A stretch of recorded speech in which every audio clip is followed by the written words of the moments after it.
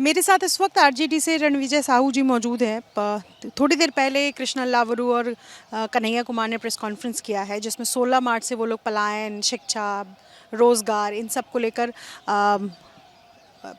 पद यात्रा शुरू कर रहे हैं। थोड़े दिन पहले तेजस्वी यादव ने भी ये यात्रा की थी, तो आप दोनों एक साथ क्यों नहीं आ जाते? यही सवाल उनसे भी किया गया। देखिए, सभी पार्टियों का अपना संविधान है और अपनी विचारधारा है।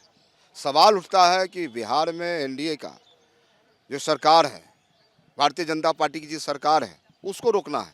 हमारा एजेंडा ये है, ये तमाम महागठबंधन का विचारधारा ही हमारा है कि बिहार में कैसे जो सामंती ताकतें हैं, नफरतवादी ताकतें हैं, उनकी सरकार को रोकने का काम करें।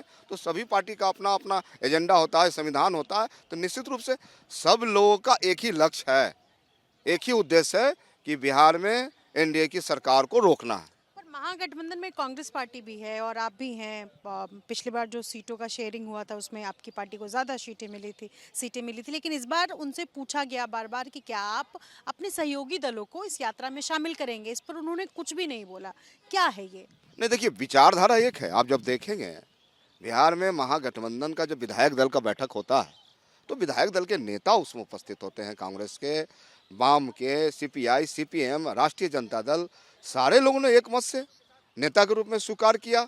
माननीय नेता प्रतिपक्ष तेजस्वी प्रसाद यादव जी के नेतृत्व में बिहार में हम चुनाव रहेंगे और इसमें स्पष्ट यही हुआ कि हम लोग पूरी मजबूती के साथ जो विधानसभा का चुनाव है उसमें अपने एजेंडे के मुद्दे को लेकर जाएंगे जनता के बीच और जीतने का काम करेंगे। तेजस्वी भी इस यात्रा में शामिल होंगे कन्हैया के साथ?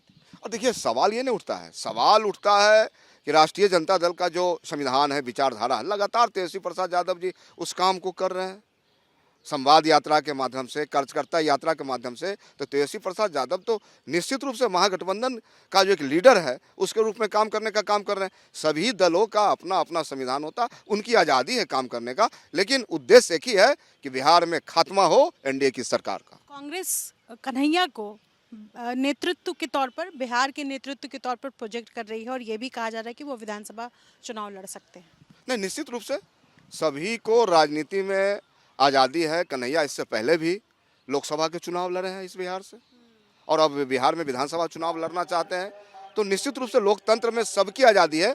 लोकतंत्र में जनता मालिक होती है, जनता मालिक। और हमें लगता है कि 2025 में पूरी तरह से नौजवान, युवा, छात्र, मजदूर, किसान एकमत होकर सरकार को बदलेंगे।